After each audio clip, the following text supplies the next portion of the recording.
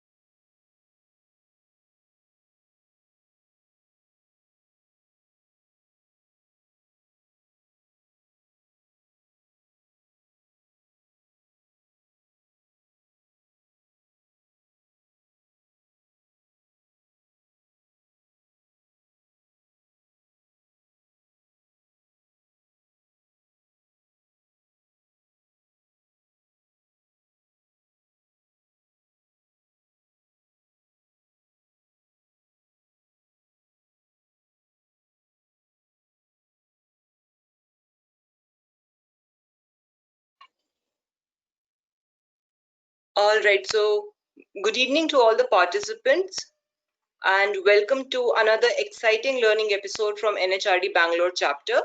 As we enter the last month of the second quarter of 2020 calendar year, we have brought a session which will help you structure and rethink about your career in the next normal.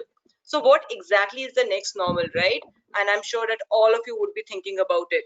The new normal in the coming future will require us to think about our careers very differently. And in this 90-minute session, you would get to understand how we as professionals need to work towards reimagining our careers and manage organizations accordingly. We will also spend some time understanding how careers would look very different in the upcoming future, where freelancing roles will be on the rise. To take us into these insights, we have Gopal Iyer, a seasoned talent leader with 17 years of experience of working with large multinational organizations across industries and geographies. A life member of NHRD, Gopal is a postgraduate from IIM Kozhikode, a certified global human resource professional, a certified career transition coach, certified executive coach are very few of the accolades to his profile. Currently associated with EY, Gopal leads the GigNow program, which specifically focuses on attracting and engaging with people for gig assignments at EY. Thank you so much, Gopal, for agreeing to take the session with us. And as we progress through the session, the participants can share their questions in the chat window, and we will take the same by the end of the session itself. With that, wishing you a fruitful learning hour, and I hand over to Gopal to take you further on it. Thank you so much, Shivani, and thank you so much, NHRD, for this wonderful opportunity. I think it's always a pleasure to have heard and listen to a lot of industry speakers and legends in this fraternity. I think I'm going to take that opportunity today to be able to share my bit, my knowledge, my journey as an HR professional with you all. With also a view that we've been doing some uh, great stuff within the EY fraternity and the firm. I'll share a bit of that as well today, but all of that with a caveat that the views that I'm going to share today are going to be my personal views and doesn't really in any way represent views by EY as a firm. Um, and before I begin, I really hope that all the attendees that we have now on the presentation are all safe wherever they are.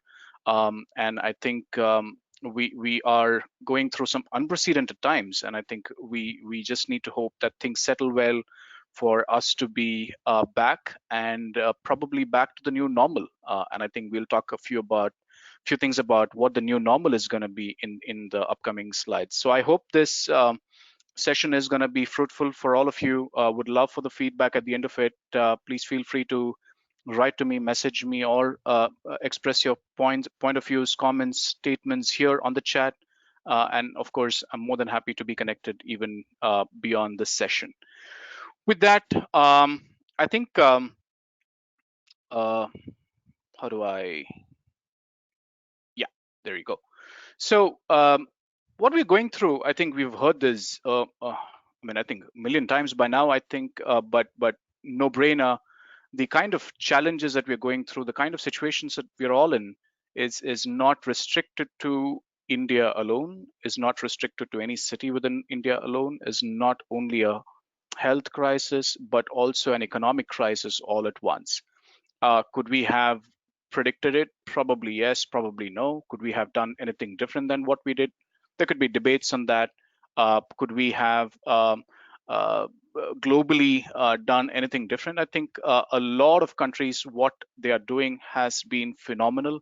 And I think as a country, we have also done some great amount of work in the last 75, 80 days to avoid what could have been an extremely catastrophic situation.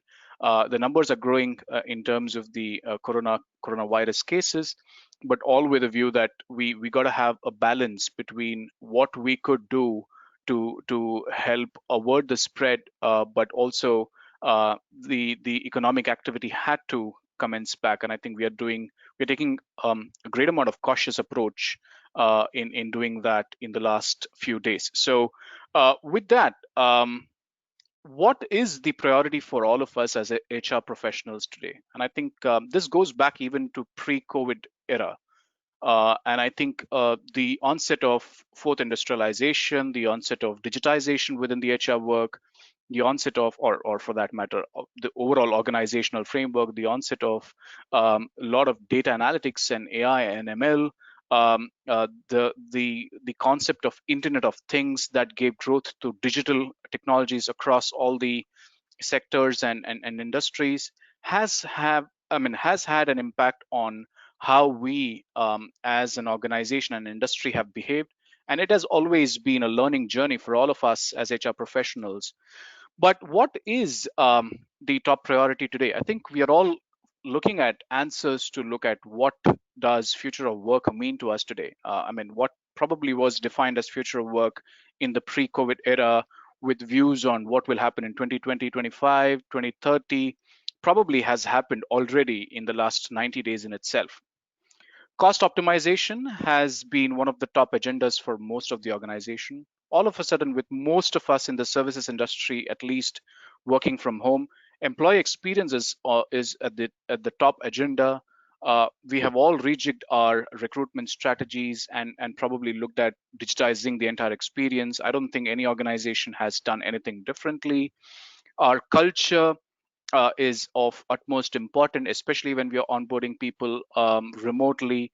Communication is of prime importance, all more than ever, I would say, because it's extremely important for us to know what's happening and how the organization is gonna take actions based on the factors that are beyond our control. The focus on learning and development has completely shifted to digital, and I think a lot more, like I think the webinars like these, I think will continue to grow and give the experience that people need in the coming days. Strategy and management of the HR function has been on top of the agenda for every HR professional today, to look at what do we need to do differently. And I think that will continue to remain at the center of everything that we do. And automation, of course, will continue to drive the agenda forward for the industry at large, and HR will be no different. So some important questions to ask. What have we learned of productivity? I mean, what have we learned in productivity while working remotely? Is remote working here to stay? And probably is remote working a strategic business imperative, or lucrative workplace proposition? Something that we may want to ask ourselves as we think about Unlock 1.0 as well. What do we need to do to operationalize the new definition of how the work gets done? I think we've all imagined worked in workplaces where things were done in a very specific manner. The meetings used to be conducted in a specific manner. How does that look in the next normal? I would love to hear your views, and I'll ask Shivani to help me here to get the poll question added. So the question is, post-COVID, what is the biggest ask of the company? And would love to get some perspectives there.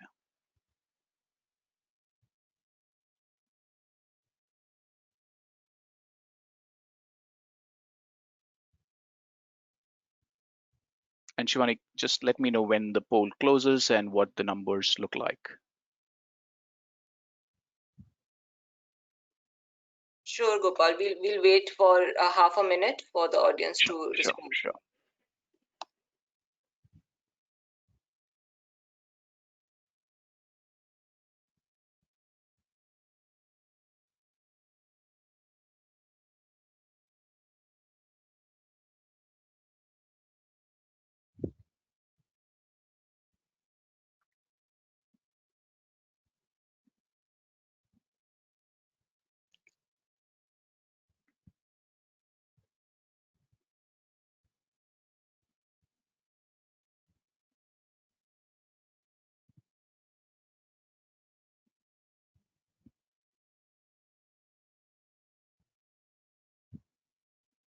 All right, the last 10 seconds.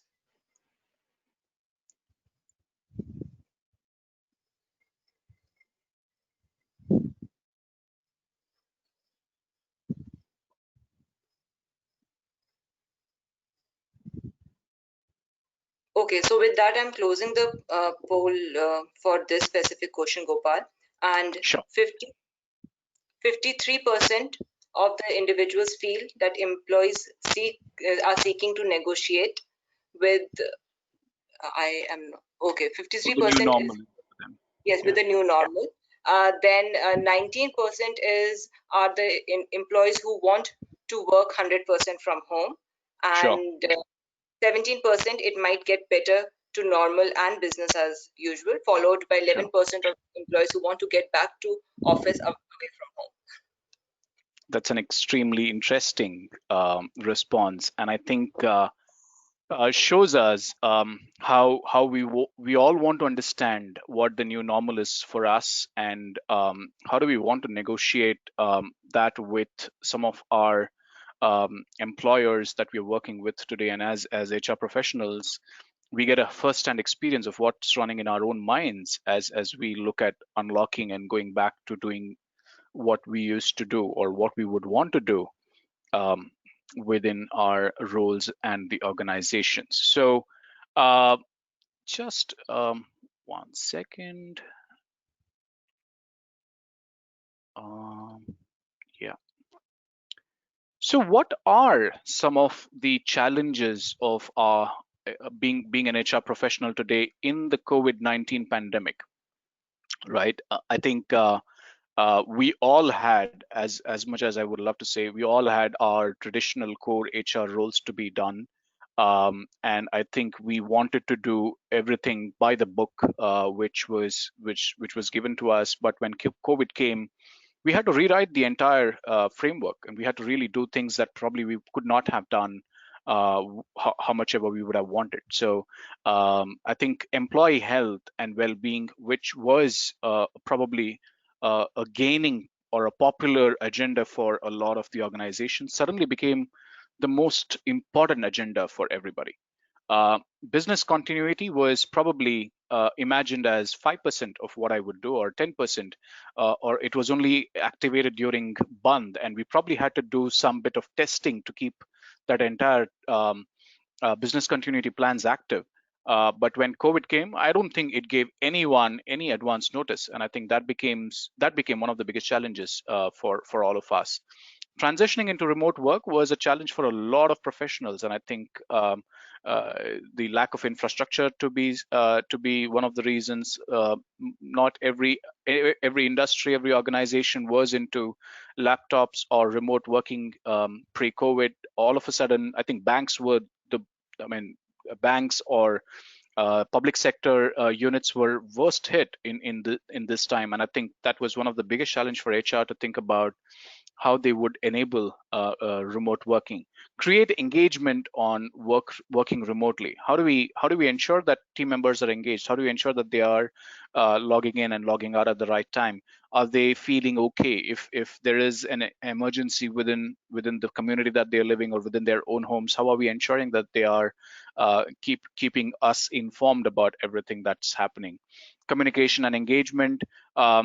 That's why it has become one of the most important agendas as we talk about HR in the new world as well. Utilization was, of course, something that had to be reimagined. Agility. I mean, we probably in the pre-COVID world would have needed 10 approvals for things to have done. Probably suddenly we had to look at agile solutions, and the organizations were just not prepared for that.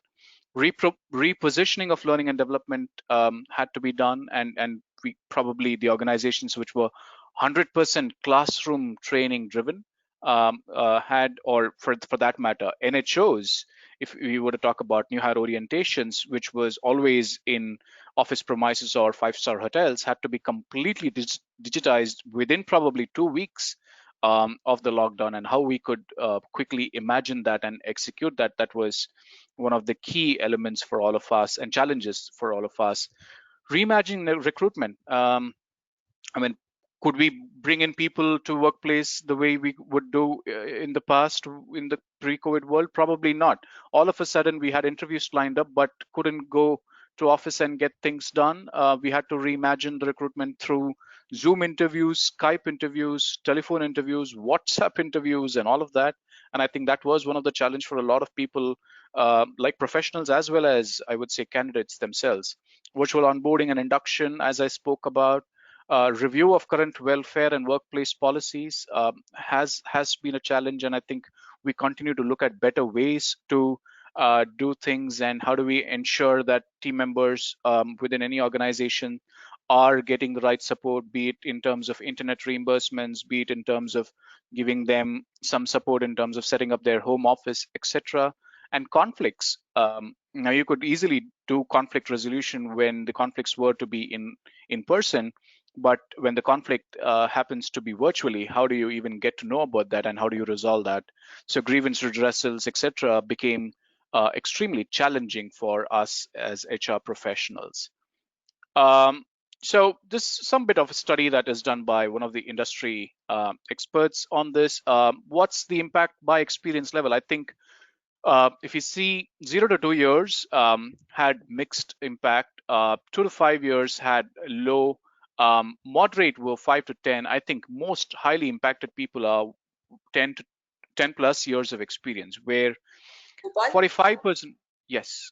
sorry to cut you here. I Sure. think we've lost the screen. You need to share the screen. We are not able to see that. All right, let me do that. 1 second. Is Yes, it perfect. available Now it is visible. now? Yes. Perfect. Yes. Sorry about that. Trust this works. So 0 to, as I said, 10 plus years were experience with 10 plus years were the worst sufferers in the current situation, because the firms started looking at lower demands. And I think for middle and senior positions, because of higher cost, complexity, face-to-face evaluation were extremely difficult, and they saw probably a lot of challenges in the last 75, 80 days in terms of roles that they probably were interviewing for, but couldn't really go further because of all the challenges that we had. Impact on the labor cost. Now, I have always felt that the labor cost is a clear, important factor of how does an organization do in terms of the business, and if only the business is doing well, would we be able to find ourselves to be in a better position as employees? Think about aviation, think about hospitality. Probably a lot of them today are suffering because of COVID, because the compensation that they were probably thinking about getting They've all been asked to take pay cuts. They've all been asked to take salary deferred bonuses, etc. But in general, is if we look at, I think predominantly in the services sector at least, 71% felt no changes, and probably the rest were around how do we defer some of the things in terms of merit increases, decrease a merit increase budget, or probably even freeze merit increases as much as possible. But I think this is very industry specific. There are a lot of industries, and I have a lot of colleagues within my own community who have had extremely challenging times because they were in aviation and hospitality, and there were several other sectors where people have had challenges in terms of maintaining the cash flow in their business, which resulted into compensation challenges. So what are the areas of focus that we have? And I think we feel there are these 5 areas of focus for now. And I think this is my personal view again. Understanding people impact, right? Dynamically assess people risks, rapidly plan and decide an action, communication strategies to people, right? Move people. Are we able to move anybody today? Absolutely not. But how do we keep looking at ways to continue facilitating this and protect people who are wherever they are in this in the and probably create a safe environment for them, enable them. How do we ensure that they get the right support in terms of policies, in terms of the I mean, the support that they need to get in terms of getting the right internet or the infrastructure support, and create an inclusive environment for them, which helps us maintain the business continuity and productivity.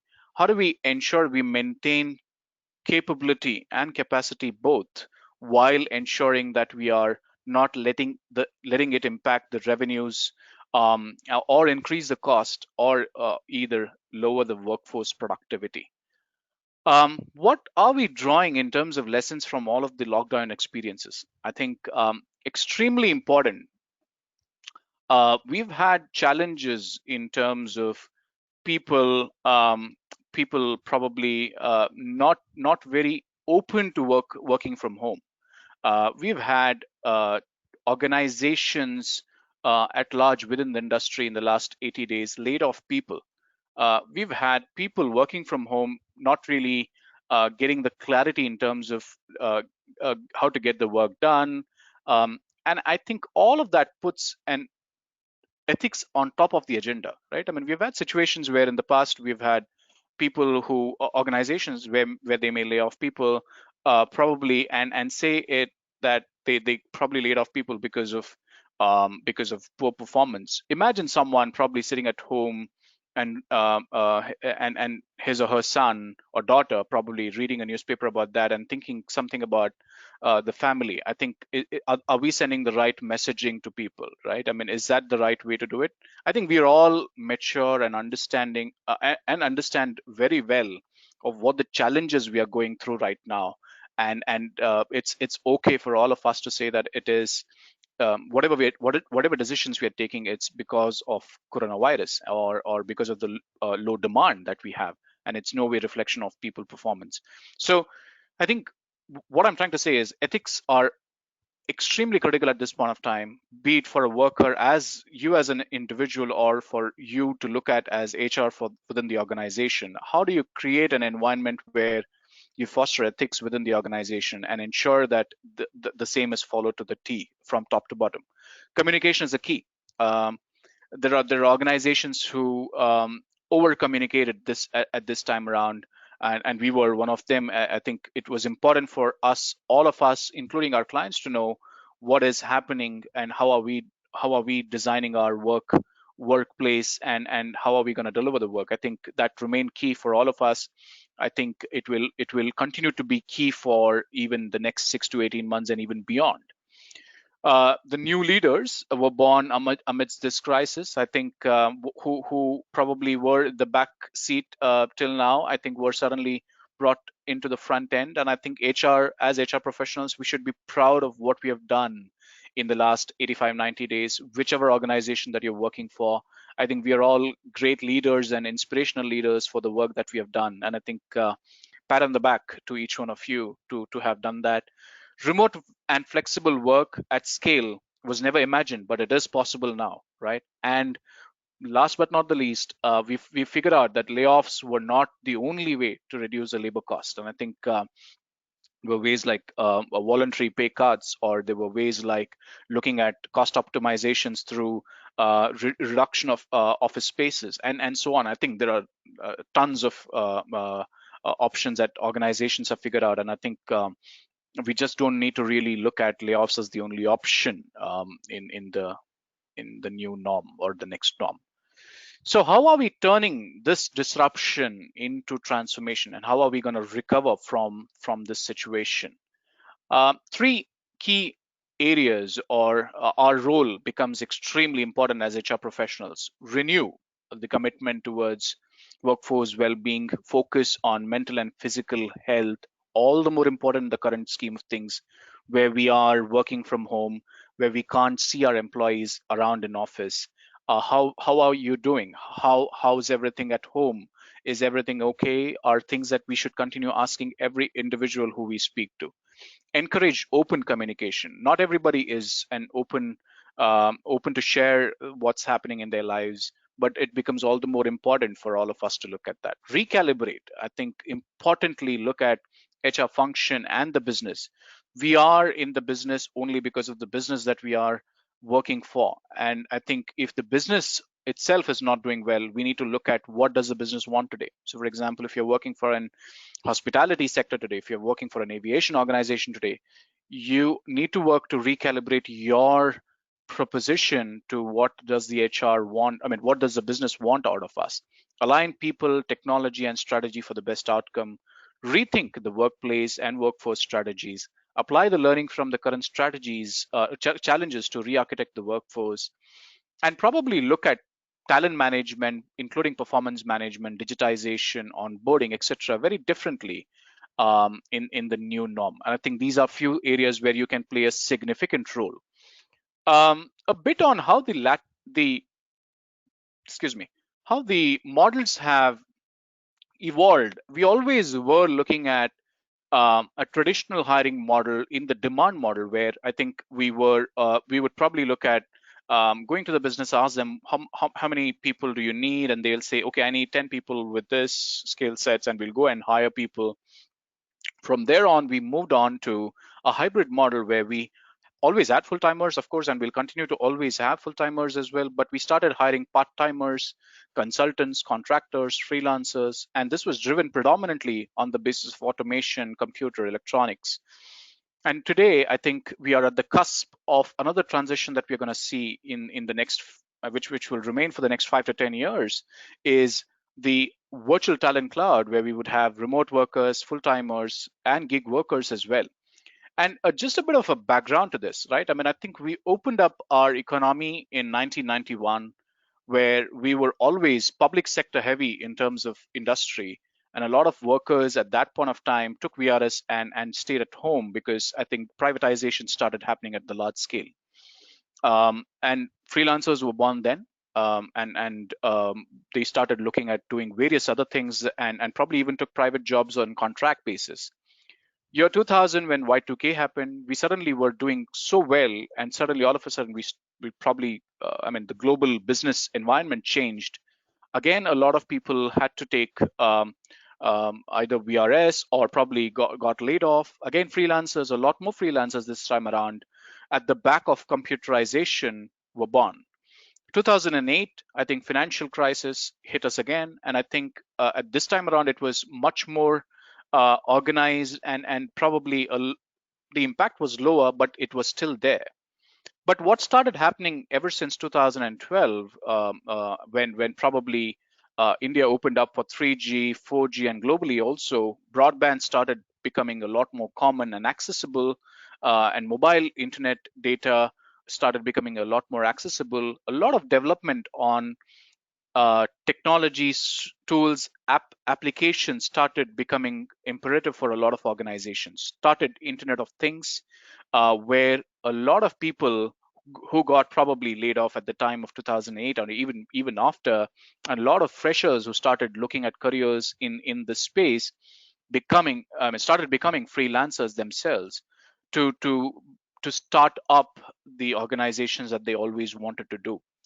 I think the Startup India initiative, which was driven by Prime Minister Modi, just gave boost to the entire culture. And I think in the year 2020, where we are again going through a massive economical downturn as well as health downturn or crisis, we have an opportunity. And I think the kind of work that has happened in the last 80 days, 90 days, I think proves immensely that everything is possible, and the potential that we are trying to work towards is immense.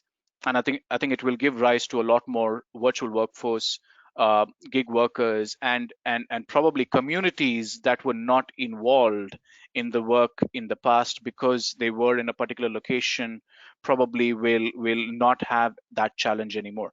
I mean, imagine this. I would never have imagined doing a session for NHRD at a pan India level, if not for COVID, if not for GoToWebinar. I think that's just a testimony of how we have evolved in the last 80 days. And I think it will start becoming a lot more common and get adopted a lot more agile manner in the days to come. What are some of the strategies that we need to consider? And I think as HR professionals, important to know, how do we attract talent? How are we onboarding them? How are we ensuring that we are giving them the right learning experience? What are we communicating them? How are we managing their performances? How are we recognizing them? How are we celebrating their life events or career events? How are we focusing on their wellness? How are we offboarding them? And after offboarding them, how are we staying in touch with them through alumni relationships? I mean, this is a no-brainer. It's nothing but an HR life cycle. But all of this is very different today than what it was in the pre-COVID era. We had a lot more control in terms of how we did this in the controlled environment of an office workplace. Today, with everything being digital, I think there needs to be a lot of emphasis by organizations as well as HR professionals to ensure these don't get forgotten and these don't get overlooked in the larger scheme of things. Because at the end of the day, remember, employees would still want that exceptional experience that they would want to remember for lifetime. And I think we at EY continue to focus on this with a view that we would want to have exceptional EY experience, which is for a lifetime. And we continue saying this, that you may want to leave EY or you will leave EY at some point of time, but we will never leave you. And I think our alumni relations initiative is targeted towards that. So just probably for all of us to consider to create an exceptional workplace. So what is our value proposition and how is it changing for employers and employees? For employees, enhanced employee experience with a focus on balance, which is work-life balance, and higher productivity and performance combined lowers the absenteeism, and probably a culture of ownership and empowerment is what we as employees look for. Organization would want to continue looking at attracting the best talent and retain them. Be business ready for any unforeseen situation like what we're just going through. Optimize the cost while ensuring seamless best-in-class employee experience, and how we can contribute towards carbon footprint reduction. And I think this is something that we've all been focusing on in the last several decades. And I think the entire globalization or global warming has seen some really positive results in the last 90 days across the world because of lack of travel and so on. Important aspects to consider while rethinking operationally what you need to do differently. I think some of the things that we may want to look at is encourage remote work where possible, implement restrictions in different parts of the work environment, minimize non-essential travel. And I think right now nobody's traveling, I'm guessing, except someone who wants to go back to their workplaces. Return to workplace in phases. How do we want to do that effectively to ensure that employees do not have to suffer? How do we encourage virtual meetings and contingency plan for the second peak as and when it happens? And I think it's with whatever we are just seeing, I think it's a no-brainer that It will eventually happen, and I think we'll all need to be ready for that. How do we continue to focus on health, ensure employee health and safety, regular cleaning and disinfecting of workplace, sanitization? I think some of it, with all of us being at home, I think all of this also needs to be a best practice for us to follow in our own homes, which is important. And focus on technology, most importantly, cybersecurity. I think how could we do that as an organization in a view that makes it even more easier? Performance management has been the most important topic in the last 90 days for a lot of us, some by virtue of being in the cycle during these time, but also how can I manage someone virtually? I don't think as HR professionals we would have really thought through that piece that well. I mean, I'm sure virtual working was there in most of the organizations, but if I were to tell you that, okay, this person is going to work virtually forever, now manage the performance, is that going to be that easy? Puts an emphasis on us to be, most importantly, thinking about how do we manage performances virtually. Importance of feedback, importance of expectation setting. How do we do virtual one-on-ones? Most importantly, how can we look at them through the webcam that we have, and see how they're reacting to the messages that we are relaying to them. Setting goals, KPIs, and objectives, most importantly, and communicate. I think these are some of the things that we need to think through.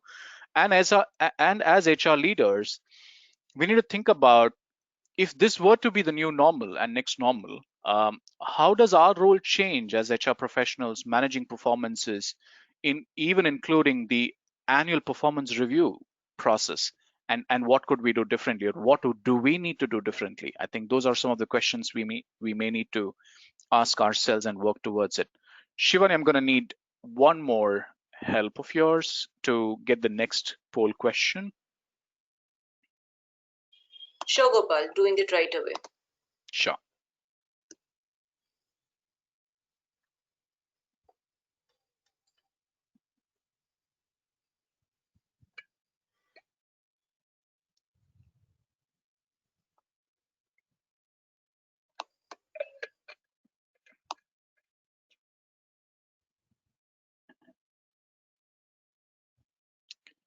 So do you think employees' performance is affected while working remotely? And I'll be really interested to see what you all think as HR professionals.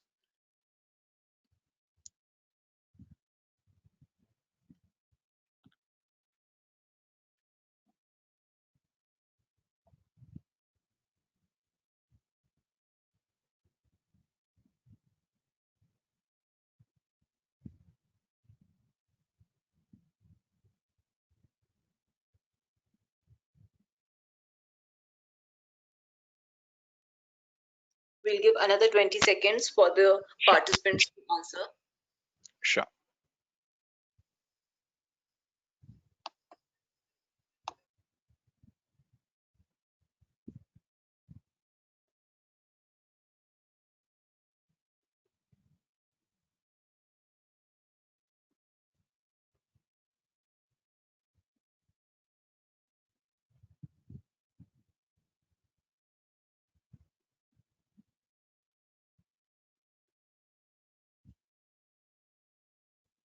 All right, so with that, I'm closing the poll and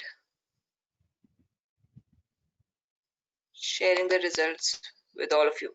So here are the results, Gopal. Is the quick poll slide visible? So overall, No, I cannot see that. Yeah, no, you can just read that out for me if you can. So 51% of our participants find no difference in the performance. 33% have responded with 50% performance as compared to full time, and we have 16% who have responded that it is hard to finding it hard to make my team perform. Wow, that's a divided house.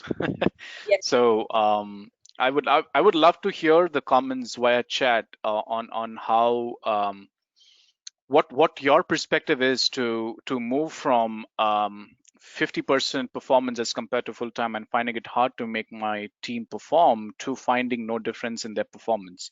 And I think this is one of the great learning that we can derive out of this conversation to see if there is something that we can do differently and learn from each other.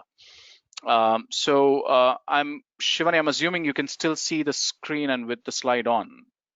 No, Gopal, it's not visible. You need to reshare it again. Okay, Yes, sure. now it is. Show screen. Is it working now? Yes. Okay, perfect. Right. So what do we focus on in as we move towards heading back to work? Focusing on employee experience. Are we making it easy for employees to get back to work? What are emerging patterns of employee activity that should be prioritizing for improvement? And probably, how do we normalize the experience for the employees while they're working from home? And how do we ensure that we are listening to the employees and improve the models of work? And in terms of brand experience for organizations, what do people think of our company and commitments to their safety concerns? What are emerging patterns of brand messages that are resonating that should be prioritizing?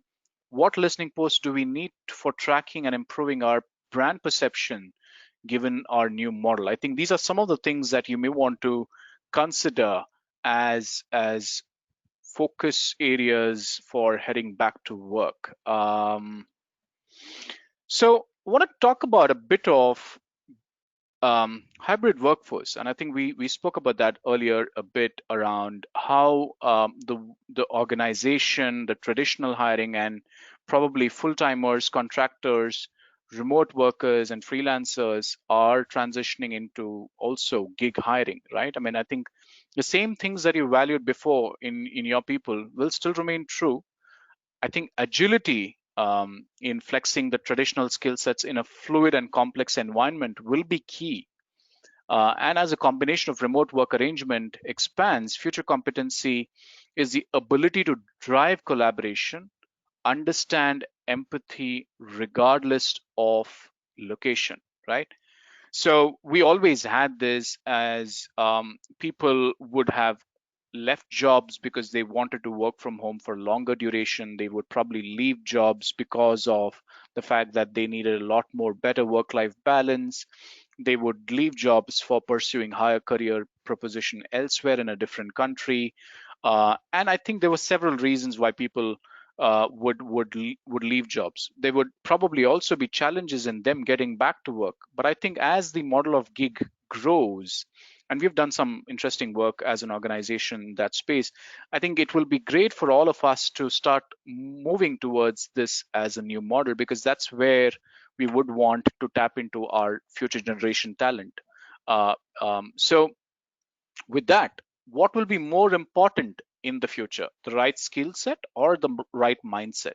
I think that's a very powerful question that we all need to ask ourselves as we move along as well, because we always were looking for the right skill sets. But is mindset important at all? Absolutely yes. And I think we'll talk about emergence of the remote work mindset, focusing on high people capabilities, right? The workforce, work cultures are in the traditional mode are stagnating.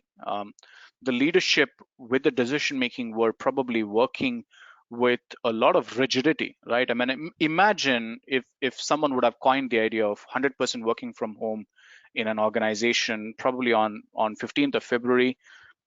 I don't think anyone would have had found any takers for that. But today, I think the world is different. I think this is a prime time for all of us to think about how do we use this opportunity to emerge stronger with a remote work mindset. And I think we are already doing what we are doing in terms of working remotely.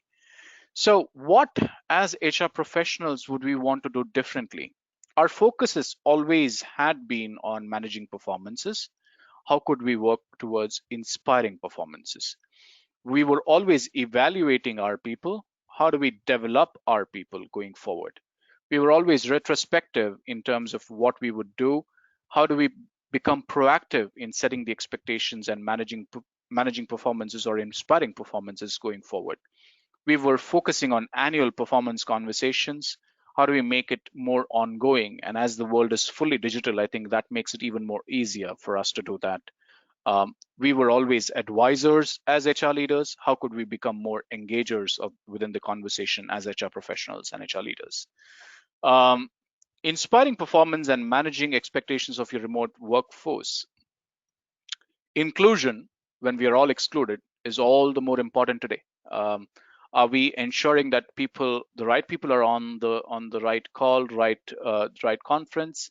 Are we ensuring that they are given opportunity to speak, express? Are we giving the right set of work instructions to the right people, making them feel included? I think inclusion will have a new definition in the next normal, I would say, and I think it's extremely important to create a sense of belonging. How do we engage with our people and invest in them? Talk to them, have coaching conversations, and give them the right feedback at the right time. Invest in skill building. I think it's extremely important for us to work on investing in their skills. Encourage networking skills. Doesn't come naturally to a lot of people, and I think you should probably work towards encouraging networking, because when you're all on a call virtually, it's extremely important to get to hear the person who speaks the least, and by not really facilitating that conversation, you're making him or her feel excluded. How do we work through that is extremely important.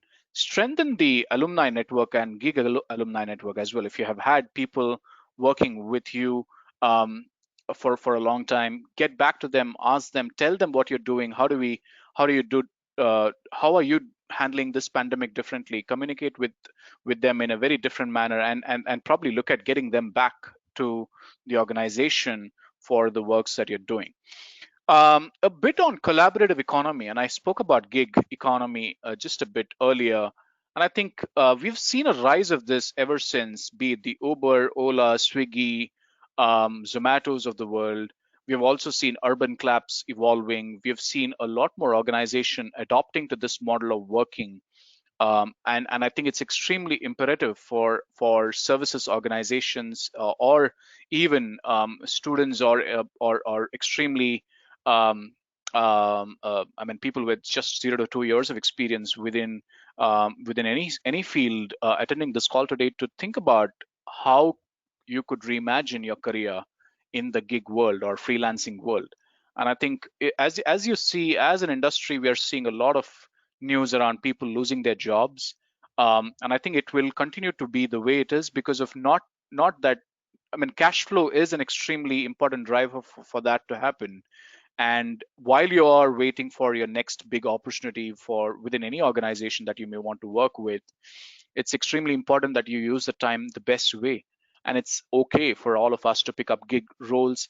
And we at EY probably promote the gig work a lot more. And I think we are open to look at people coming and joining us for short-term gigs as well.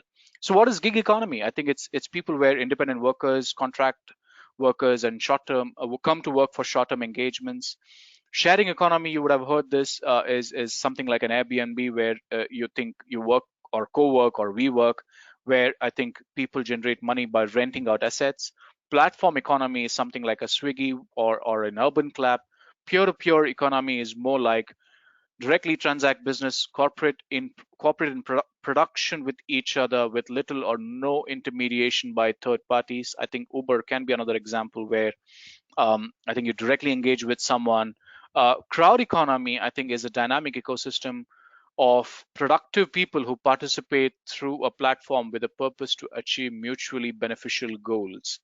And I think a lot of what you're seeing through solutions out of Facebook or LinkedIn or WhatsApp, and a lot more in the crowd space, where you want to ideate, innovate, just post a question and get that problem statement resolved.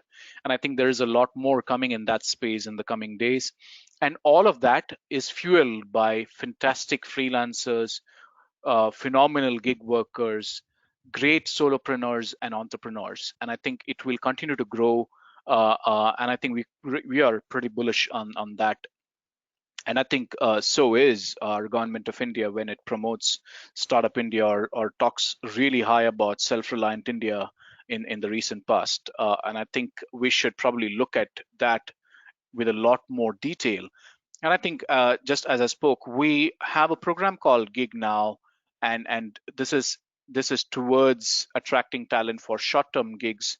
We have people who could come in for various gigs within for 45 days up to 6 months. And if you're interested, it would be great if you could register on gignow.com, and we'll be more than happy to engage with some of you who are on the call, or please spread the word as well. So I think that's pretty much that I had for today's presentation.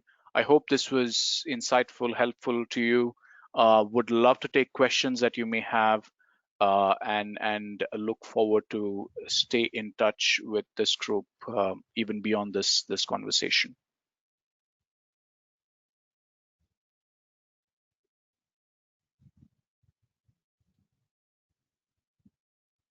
So to all the participants, if you have any questions, please feel free to shoot them in the chat box.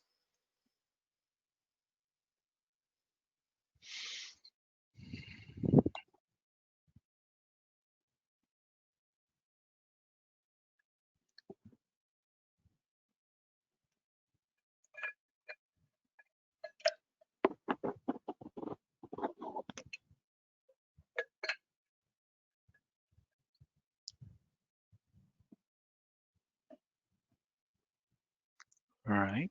Don't see any questions coming in.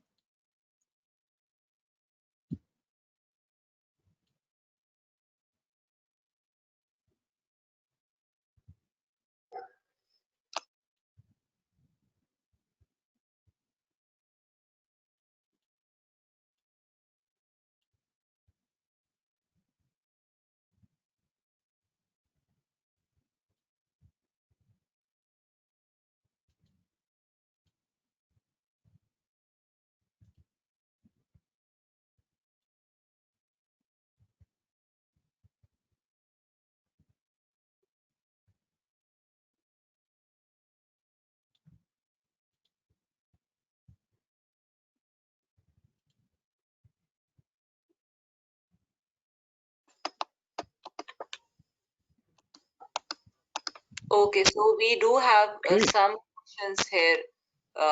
Sure. But I'm just okay. So post-COVID era, how do you see the shift and reinvent of talent models? Do you foresee any dynamic changes in attracting, hiring, and retaining employees apart from virtual and digital modes?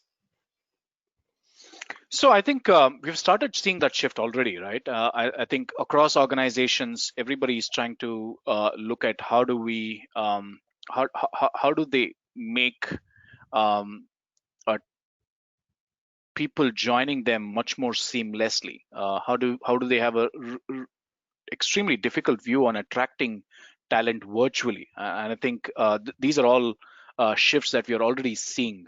In terms of models, I think, as I said, full-time roles will always be there, but you will also see a lot more part-time roles. You'll also see a lot more hybrid models where people can work from wherever they are, and digital has just made it possible today. But there will be a lot of organizations who will go through a challenging time who have not embraced or adopted digital that well. And I think public sector units being one of the prime examples, you would have organizations who are startups who would embrace this easily. And I think it's going to be a war of talent, if I were to say so, when it comes to attracting. And I think people will choose whichever organization gives them the. I think one of the poll questions was that, right? I mean, what's something that you're looking at? And I think renegotiating my terms is going to be the key for all of the HR, for all of the candidates. And I think HR professionals need to work through that in terms of working out a proposition that works well for themselves and the organizations. All right, Gopal, we have another question. What Mhm. are the challenges faced by the freshers in the new normal? I think it's been an extremely tough time for them. And I say when I say freshers, I would include people even who are on campus right now, waiting for lockdown to be unlocked, and them going ahead and writing their exams and get their results, etc. And I think all I would say at this point of time, it's not an easy world. I completely agree. But do not lose hope.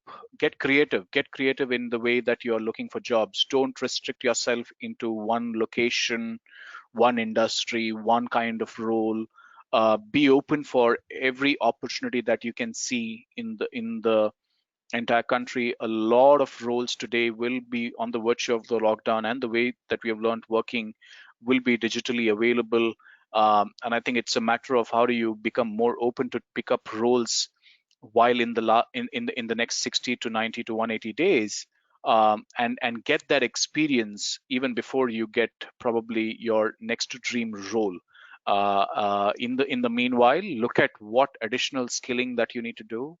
Pick up upskilling courses from a lot of them that are available today: Upgrad, Udemy, Coursera, Great Learnings, to name a few. I think are offering courses that are available at an economical price point.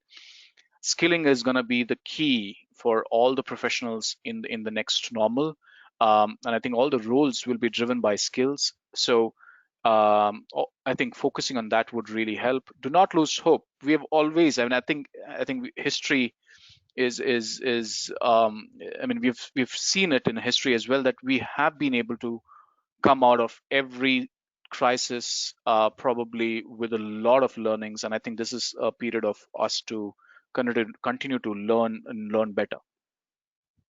Great, thank you, Gopal. We have a pretty interesting question here. Do you think acceptance of the new normal will be a challenge for humans rather than employees' behavior?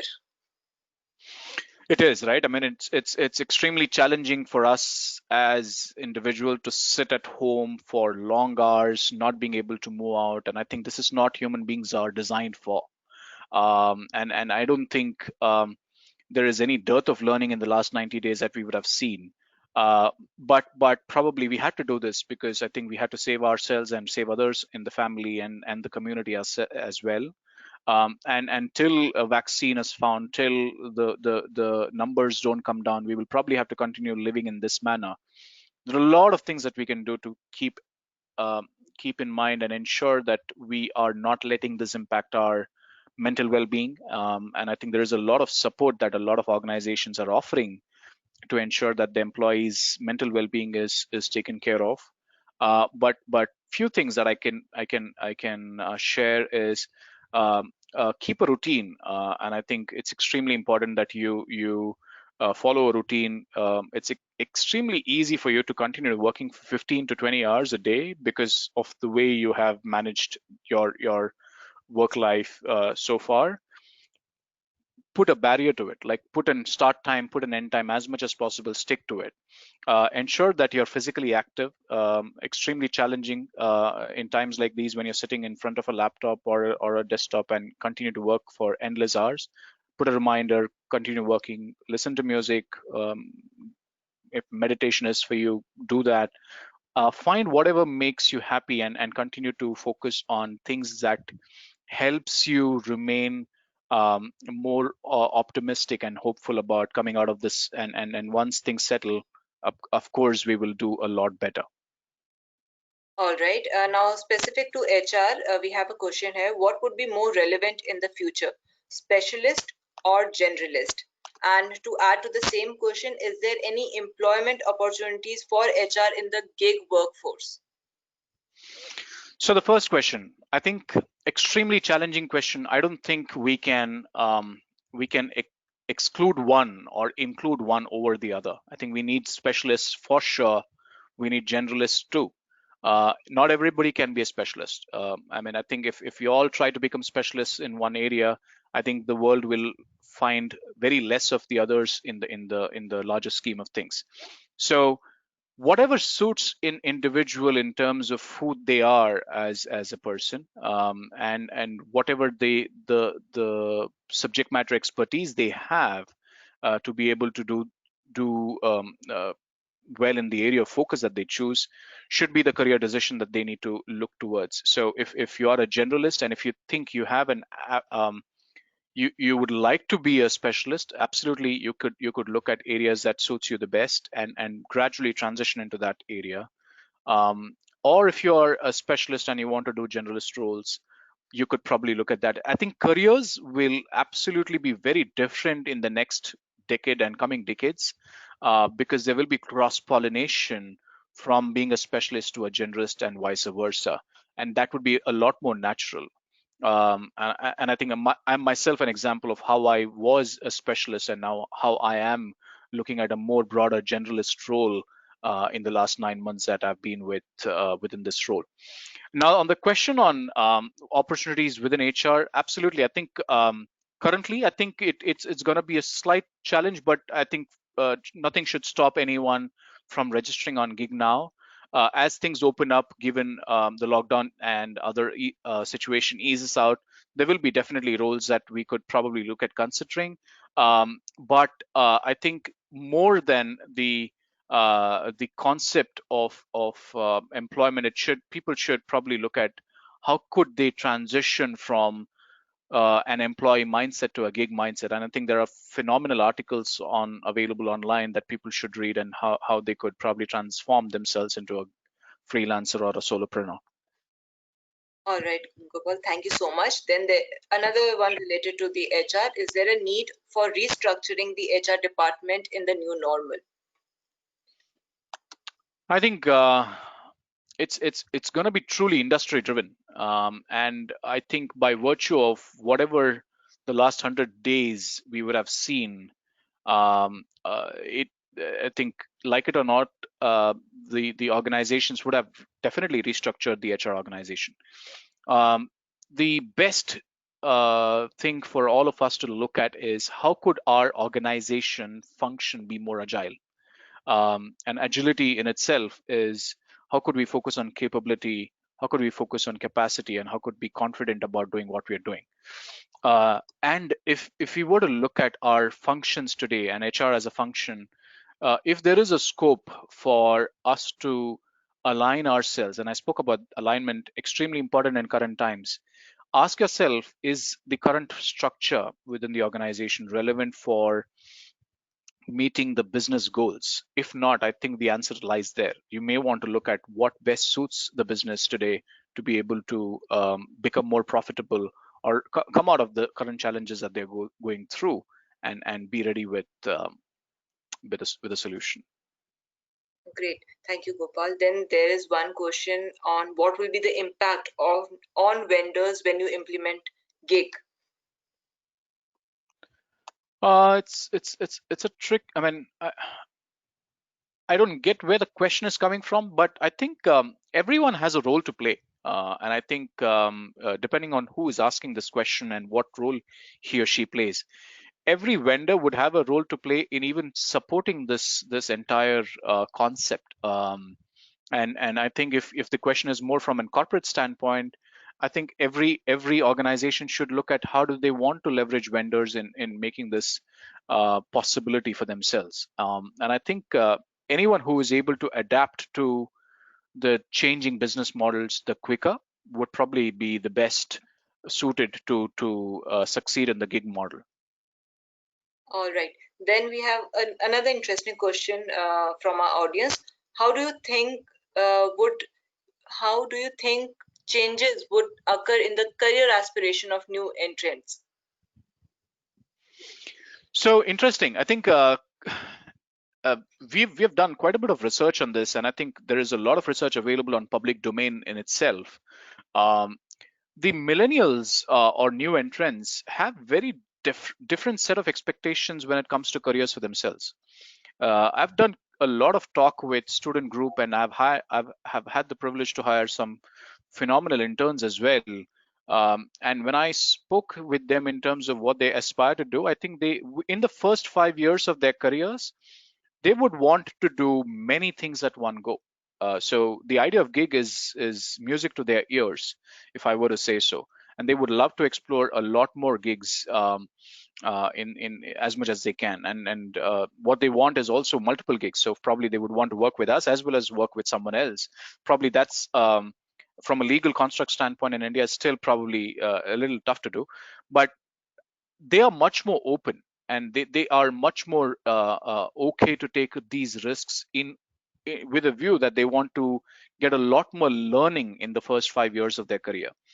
So I think that's what is the message that we have heard already. So I think for people who are hearing this for the first time, probably a question that you may want to ask yourself and ask your peers: how can I find that next opportunity? How can I bring the diversity of experiences in the first 5 years of my career? And how do I then build a new career proposition out of that?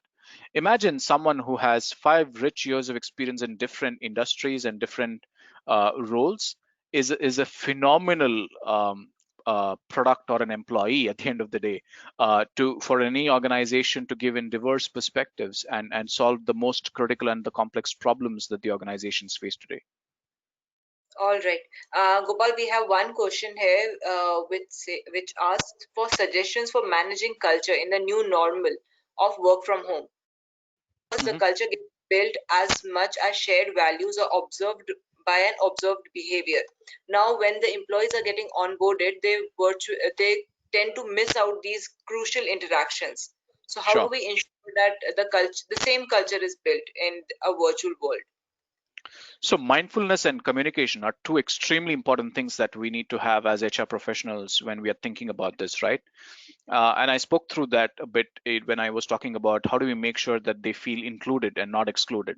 How are we ensuring that the right set of communication is being done with people in the first 15 days, 30 days, 60 days, 90 days of their joining, and telling them what are things that they need to do, what are the trainings that they need to go through, who are some of the people that they need to meet, how should they be keeping their managers informed about what they are learning. And I think it's going to be a two-way affair. As much as the organization has the onus on ensuring a lot more assimilation within the culture happens, it's also the onus of the employee to be able to work through that as well. With virtual working, it's a little bit more challenging for management and HR professionals to be able to ensure effectiveness, and which is why I'm saying we got to be mindful. We got to be over communicating in times like these to ensure that nothing gets missed. If I were to say. Okay, and another question again related to the gig economy. How would Sure. gig economy bring about challenges in organizational privacy? I think privacy is been one of the most spoken in the entire gig construct, and I think there has been some phenomenal solutions that the industry themselves have created. But I think the last 90 days is a true reflection of what is the art of possible that you had and you have while you're working from home. Um, while there will be a lot of innovation that will happen in the next 6 months to 12 months to 18 months in the space of how data gets tracked, today I think organizations are far better equipped to be able to track what is coming in, what is going out, than how it was 5 years ago or 10 years ago. And I think as it evolves and as we build become more platform based, where everything has to go through, like imagine, I mean, simple thing like you booking something on Amazon, without 2 or 3 layers of authentication, things don't get ordered or booked. And I think similar would come into the ways of working, and I think that will solve for a lot of privacy related concerns. But a lot more onus also is on the individual who is working. uh, as long as you as an employer and he or she as an employee or a gig worker are clear on what the terms of the engagement are, and ensure that there is that amount of, I mean, NDA, intellectual property rights, non-disclosure, non-solicitation clauses exist on all the letters even today, and I think it will continue to exist even tomorrow. But how important it is for me as an individual to ensure that I abide by it, and I also ensure that if I don't abide by it, I'm not gonna get my next gig or next opportunity. I think that's what is gonna make this a lot more effective. Think about very simply, right? Whenever you get this question, ask yourself, if something goes wrong while you're on an Ola or an Uber ride, you would give a bad rating to this fellow, and he's not going to get his next assignment. And I think same applies to any other platform-based roles as well. And as we evolve through that, I think that's what will drive the privacy-related concerns a lot more effectively. But I think till that, there will be a lot of changes in a lot of innovation, changes in the laws, which will make it more um, compliant on both the sides. Right, Gopal. Then we have another pretty interesting question and insight Sure. here. The person says time spent in the company is what we quantify our work experience. How do we achieve the same in the gig economy? Does it qualify as work experience, and how does it impact the career in the long run? So self-reliant India is what Modi ji says, right? How do we become a lot more self-reliant and are able to speak for ourselves with the experiences that we have? If you're a gig worker, absolutely the experience that you have with any organization counts.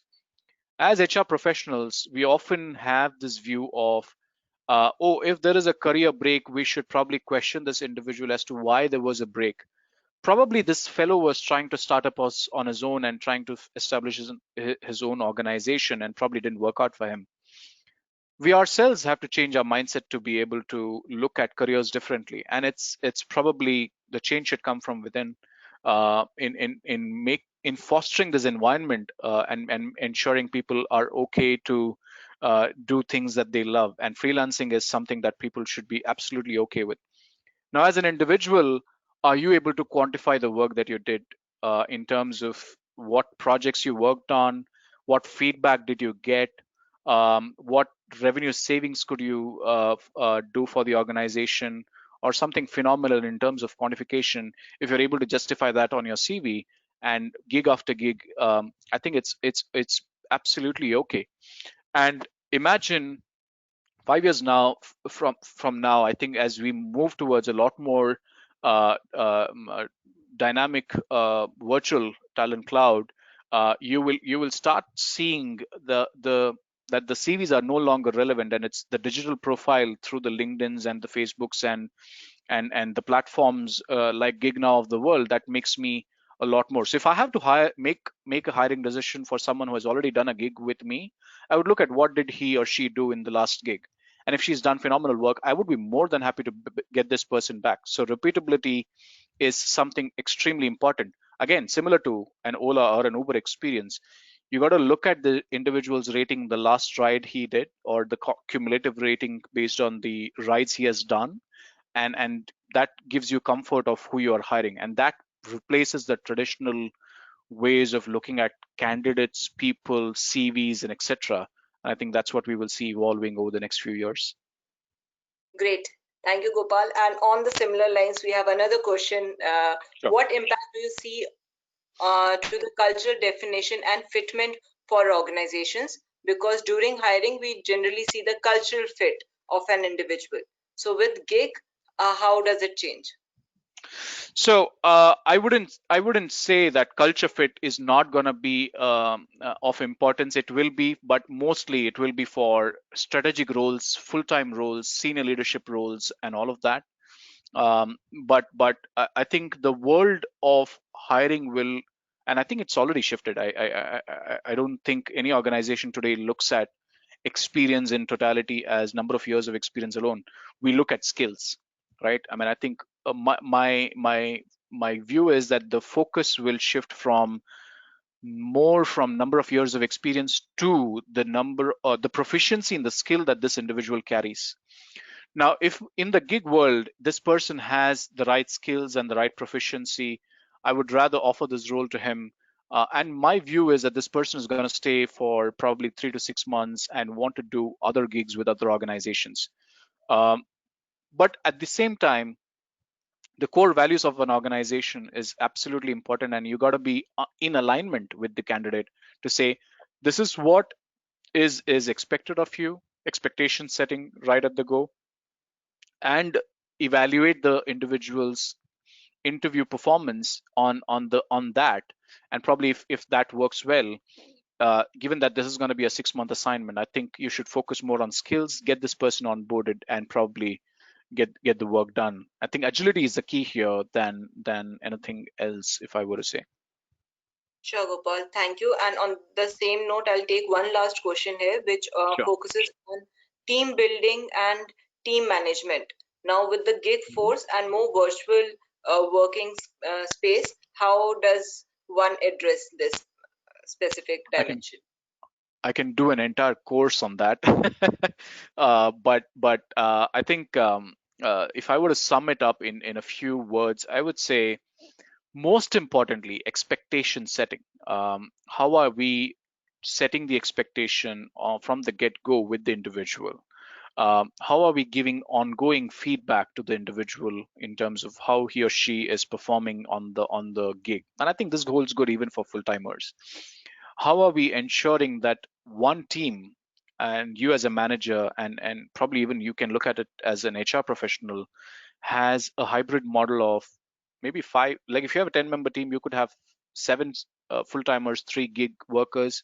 How could you ensure that you offer a seamless experience to this individual, that doesn't differentiate them from that of a full timer, and yet create that expectation and an environment within the team to ensure that they are able to work well with each other, even though the goals for the FTEs will be a long drawn, which will be like over a period of 1 year, and gigs could be over a period of this transaction.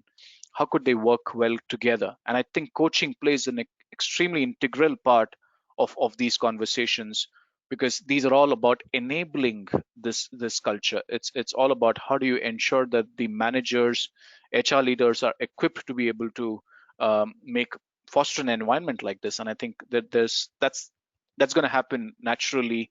Some will learn through it, some will naturally fit into that model much easily.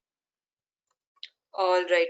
And Gopal, we had few questions around GigNow, and I would prefer them to reach out to you separately, Yeah, because absolutely. they was inquiring about the GigNow and whether professionals can enroll in it and all those things. Sure. Well, I think that answers most of our questions around HR, landscape, talent acquisition, culture, and all those things. So, any more insights, Gopal, that you would want to share before we end the session? So I would only say this. I think it's not an easy time for any of us, right? It's an extremely challenging time personally, professionally, and it's very easy for us to feel overwhelmed at times, irritated, frustrated at times. Find ways to ensure that you are taking care of yourself as an individual, and as HR leaders, we owe it to the organizations that we work for. Extremely important for you to be in the right frame of mind, because a lot of people and their careers are in your hands. And as long as you do that, I think you will do a great service to the profession that you're all in, or the professions that you will be picking up. So do not lose hope. I think it's, as I said, we've seen this after every crisis, we have come back a lot more stronger. This will be no different. It will be a little longer, but don't lose hope. Continue looking for opportunities to keep yourself more optimistic about what's coming your way, and be more positive. Stay safe wherever you are, and take care of yourself at this point of time. Most important at this time. All right. And to all the audience out there, please share your inputs and insights. And in fact, we have a poll on menti.com. I have shared the link with everyone in the chat session, menti.com, and the code is 458518. Do share your inputs and your feedback for the session. And you can also write back to all of us at the NHRD chapter, and please enroll yourself for the NHRD. We have loads and loads of new learning sessions like these lined up. Yeah. So please and please Go ahead, Yeah, share I your. can vouch for it, folks. I've learned a lot as a life member within the NHRD group. So absolutely worth every money that you put in. It's an investment, I'm sure. Sure, sure. Thank you so much, Gopal, and thank you all the attendees and the participants here. Please share your feedback in the menti.com poll that we are running out there, and any qualitative insights that you have, you can share it in the chat session with all of us. All right.